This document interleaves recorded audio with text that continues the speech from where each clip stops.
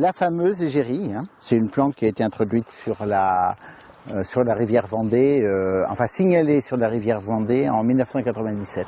La colonisation de la rivière Vendée par l'égérie n'est pas nouvelle et pourtant cette plante invasive originaire d'Amérique du Sud conserve bien des secrets, à commencer par son introduction dans le milieu naturel, mais surtout aujourd'hui ce qui intéresse les scientifiques, son développement et ses éventuelles mutations.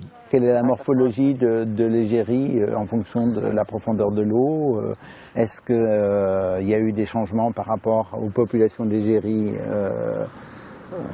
au Brésil, etc. Alors pour tenter de percer tous ces secrets, des recherches sont menées depuis quelques années déjà. À Fontenay, Jacques Horry et son équipe de scientifiques bénéficient depuis 2 ans de l'aide des plongeurs du club local. Objectif, prélever l'égérie sur des zones bien définies. On est en train de prélever sur des surfaces d'1 mètre carré la quantité d'égérie et de nénuphars, parce qu'il y a probablement un équilibre égérie-nénuphar à certains moments. Les prélèvements seront ensuite étudiés et analysés, car si connaître mieux la plante est le premier objectif de l'opération, envisager des moyens de l'éradiquer est la finalité, ce qui semble encore loin d'être atteint. L'éradication totale, non. Une de nos remarques, c'est que le plus souvent, il faut apprendre à vivre avec ces plantes invasives.